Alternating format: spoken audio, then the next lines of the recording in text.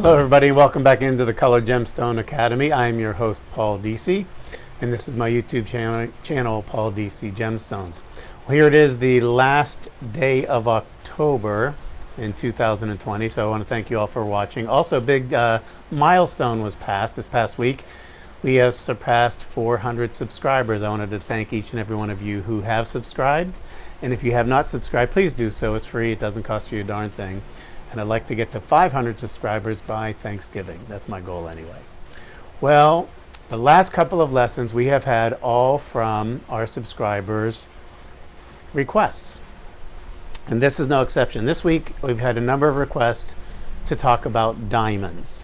Now I am a reluctant diamond subject for me because I'm more of a color gemstone guy, I always have been.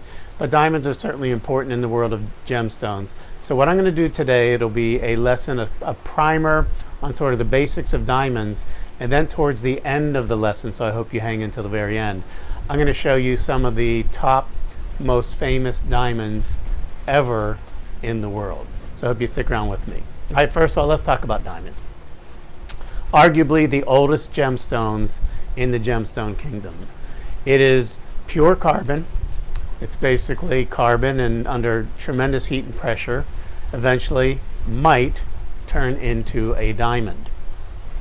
Now what makes this amazing, we talked about amber being 70 million years old a couple of lessons ago. It's, you know, certainly gems are for millions of years in most cases. In the case of diamonds, most natural diamonds are anywhere between 1 billion and 3.5 billion years old. Now that's quite impressive, and it's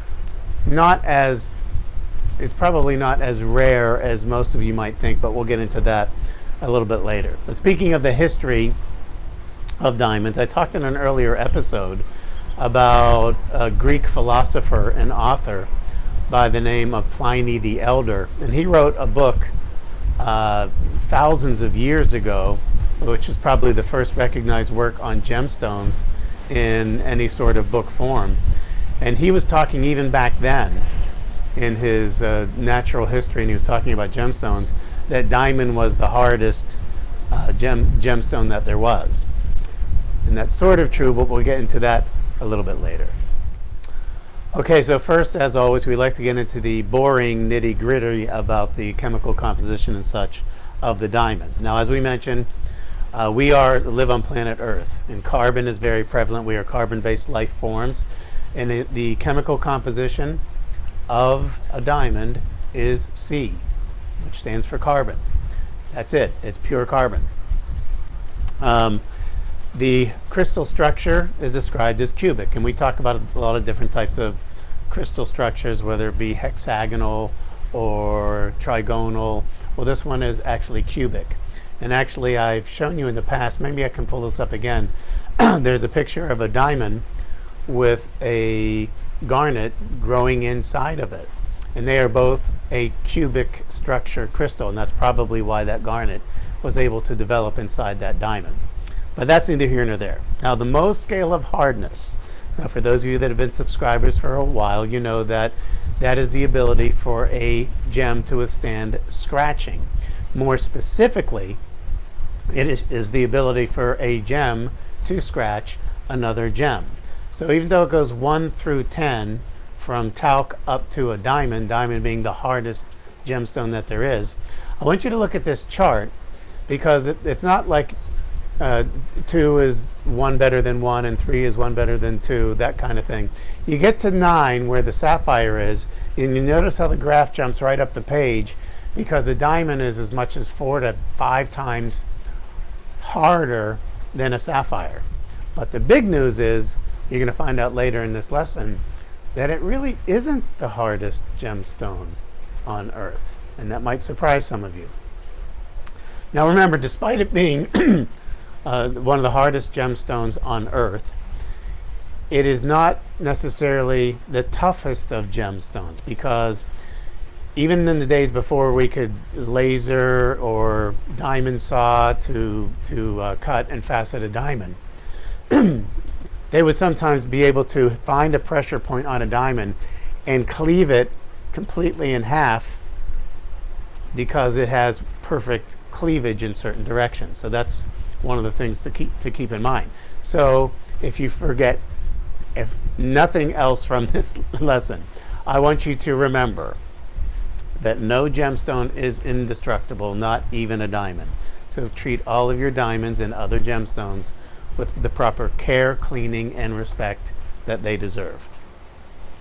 Okay, so I mentioned hardest gemstone on Earth. Well, not so much anymore.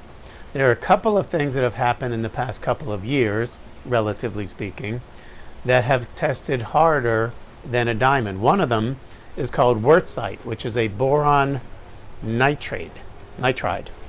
And it is, they do these like impression or puncture tests, and it has rated about 18% harder than that of a diamond, and that can actually be made into a jewel gemstone as well, but it's not really as prominent as some of the other gemstones. Another one, and I can't avoid the bringing up moissanite here because I've also had a lot of questions or requests to talk about moissanite.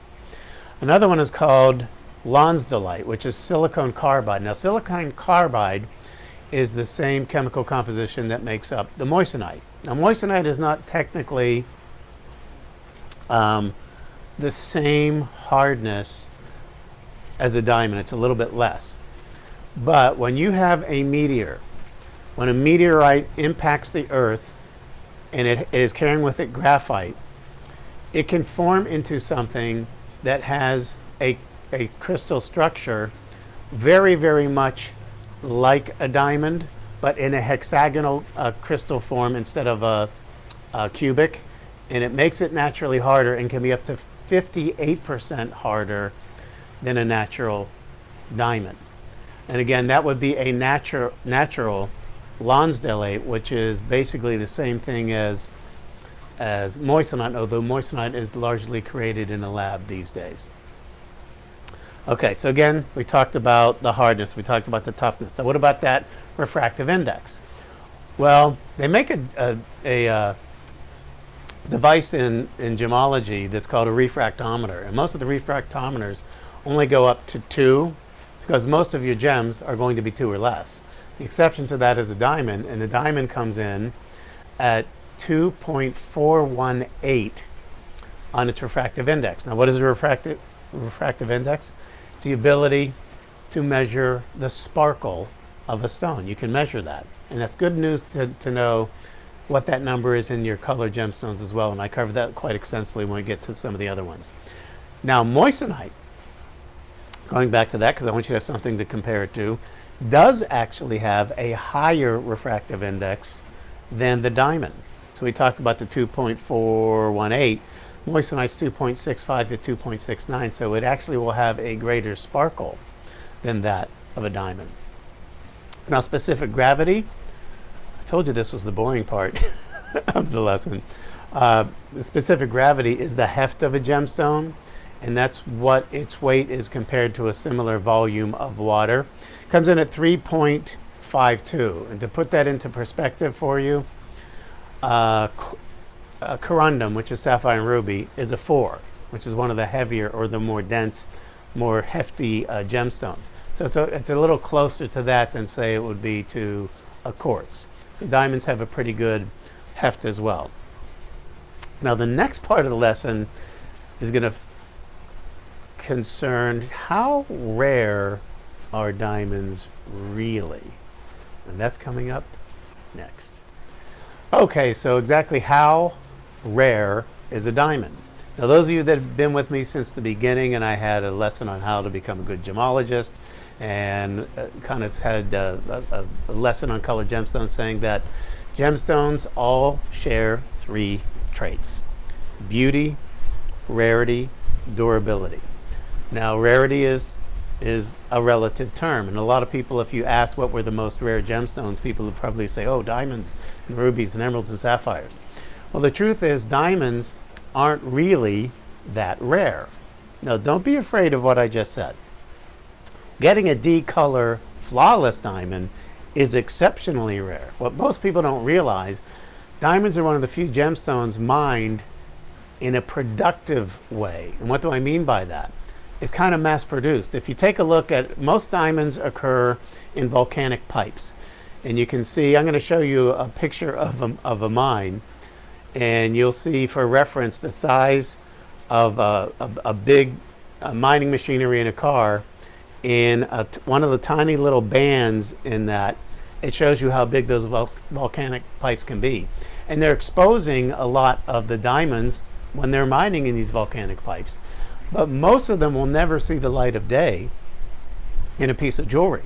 You're saying, well, why is that? Because most of your diamonds are going to be very, very heavily included and not really nice for a gemstone at all. So most of those are still mined, and they have a value because in industrial use. So for example, if they're making diamond banded saws that can cut through things that other saws can't, including diamond sanders that they use for fastening a diamond, because the only thing that can scratch a diamond would be another diamond. So it is, for most of the diamonds that are mined for those industrial uses. Another thing to know about that productive mining system for diamonds. Diamonds come from carbon. They come from basically a petroleum product. So a lot of times in diamond sorting, they will have a conveyor belt that is lined with petroleum jelly, like Vaseline. And because when they're just dumping things onto that, the diamonds will naturally adhere to that petroleum jelly. Now this should be a good lesson for you about care and cleaning of your diamonds. Because they are born of petroleum, they will naturally attract oils that are on your skin, and if they attract the oils, it will make your diamond look dirty and dingy. So make sure that you constantly keep up with the maintenance and cleaning of your diamond jewelry. And that's a good lesson really for all your jewelry when you think about it. Well, as promised, we're going to get to the fun part of this lesson, and we're going to talk about some of the most famous diamonds in the world. And we're going to start with, this is a real name, the 26th Congress of the Communist Party of the Soviet Union. Now, whoever came up with that mine should be summarily fired, but that's a whole nother show. This was discovered in 1980. The uncut weight was 342 carats. It was the largest diamond ever found in Russia. And I'm showing a picture right now of that diamond with Cyrillic or Russian reading that I can't read, but it probably says the 26th Congress of the Communist Party of the Soviet Union. And that's about all I have to say on that one. Well, the next of our famous gemstones is known as the Millenium Star. And at 203.04 carats, it is the second largest colorless, flawless diamond. Now, when I say the second largest colorless, flawless diamond, they're going by the uncut weight, which was originally 777 carats. Hey, 3 sevens, jackpot. Our next in our lineup of famous diamonds is a little bit closer to home. It is called the Amarillo, I'm not sure how you say it, Starlight. It was discovered in Arkansas. Yes, you heard that right, Arkansas. Many of you probably are unaware that there is a national park in the state of Arkansas that is a diamond mine. And it was open to the public a number of years ago. I remember when I took my first class in gemology, I remember the instructor talking to us about this park. And if you went there, the best time to go would be sort of at sunset, where you'd lay down on the ground and see if you see anything sparkling. Well, there was a vacationer who originally was born in Amarillo, Texas, and was vacationing in Arkansas State Park, and discovered a 16.37 carat diamond. Not a bad way to spend your vacation, kind of digging around in Arkansas and finding a big diamond like that. Now, that was the uncut weight. This was in 1975, and it was cut to a 7.54 cut marquise. This is a fancy colored diamond as well, and estimated to be worth somewhere in the neighborhood, now this might have gone up since then, but $175,000. So not bad for paying off your vacation, and maybe many vacations to come. and that was in Arkansas. All right, our next one is, I think this is a spectacular diamond. It is called the Archduke Joseph. It is a 76.02 carat D-color flawless cushion cut diamond. Now we're getting into that kind of high price neighborhood now, where that sold at auction for $21.4 million. And our next diamond that we're going to talk about, and I love this part of gemology, is the history and sometimes the folklore and legends about a diamond. This is called the Eye of Brahma. Now the Eye of Brahma was also known as the Black Orlov, and it was once part of a larger diamond that was cursed, or so they thought. How did it become cursed? Well, it was stolen by a monk out of a statue of Brahma, the Hindu god, and then eventually got in the hands of an American by the name of J.W. Paris, who flew it into the USA, and subsequently, shortly thereafter, leapt to his death from a skyscraper in New York City. Okay, that's one strike. Then it was sold to a Russian monarch, and two Russian princesses had ownership of the original diamond, and both of them also subsequently leapt to their deaths. Okay, so this is getting a little bit too crazy. So eventually it was bought by Charles F. Winston, who wanted to break the curse. So in an effort to break the curse, he split it into, cut it into 3 different diamonds, one of which is the Eye of Brahma. And now I'd like to have you feast your eyes on this beauty. This is arguably one of the prettiest diamonds ever. It's called the Blue Moon of Josephine. It's a relatively recent discovery. It was discovered in South Africa in 2014.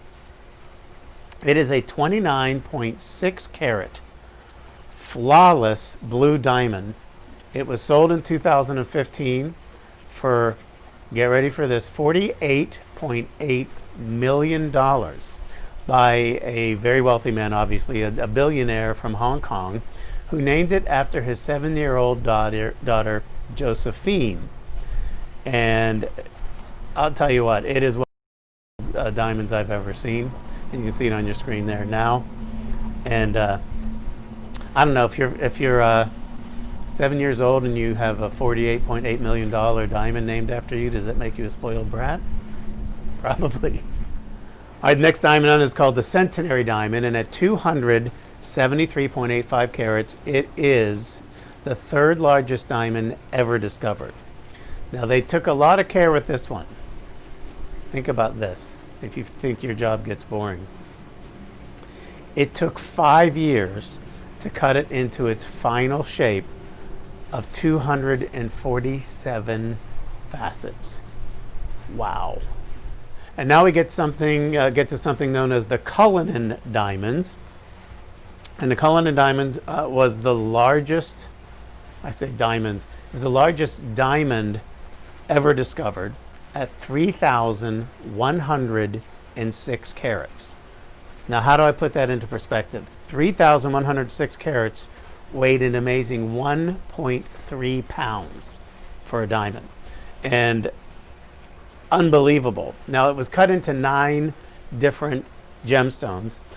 The largest, Cullinan one, which is now called the Great Star of Africa, and it's the 2nd largest cut diamond in the world, and it is at the head of the scepter of the British family crown jewels, which is found in Great Britain in the Tower of London.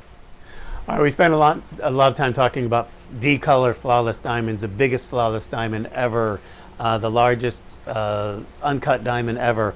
Now we're going to get into one that's a little bit more fun. This is called the Koi diamond, and when you take a look at the picture, you'll see exactly why it's called that.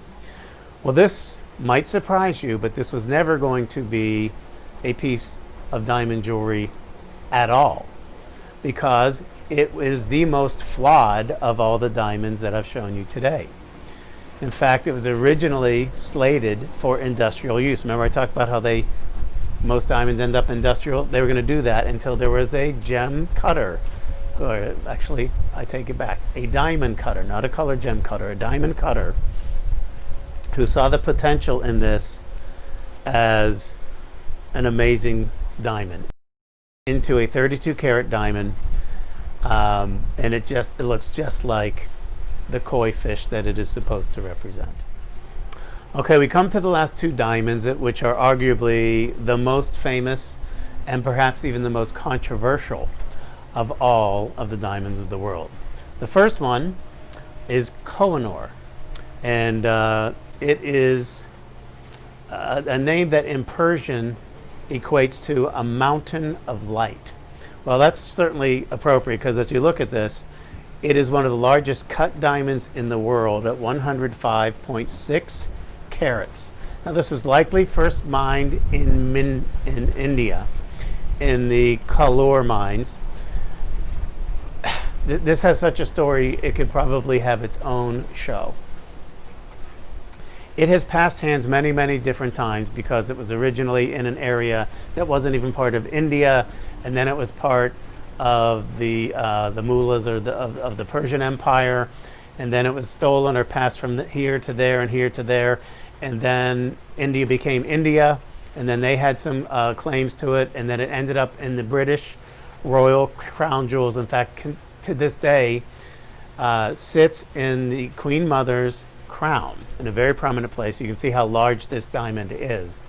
And there has been some controversy back and forth with India laying claim to it, and the British, and probably a lot of lies going on, a lot of court cases, but it remains in the British crown jewels, which can also be seen in the Tower of London. And last, and certainly not least, is the Hope Diamond. Now, who doesn't like a good heist movie? I know, it's one of my favorite movies to watch. But this has so much history to it. And the great thing about this particular diamond, everybody in the United States can view this at any time that they want, well, as long as it's open, because this is in the National Museum of Natural History, where it remains on permanent display, which is the Smithsonian.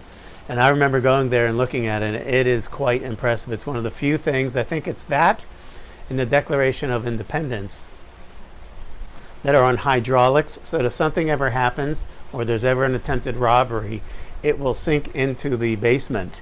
So it's the Hope Diamond and the original document of the Declaration of Independence. But first, let me give you a little bit of history. It is, again, originally mined in that famous Kolar mine in what is now India. It was purchased in 1666 by the French gem merchant by the name of Jean-Baptiste Tavernier. I'm probably butchering the name. I don't know how to pronounce it in French. It became known as the Tavernier Bleu. It was sold to King Louis the 14th in 1668. And then I said, you like a heist movie? It was stolen in 1791.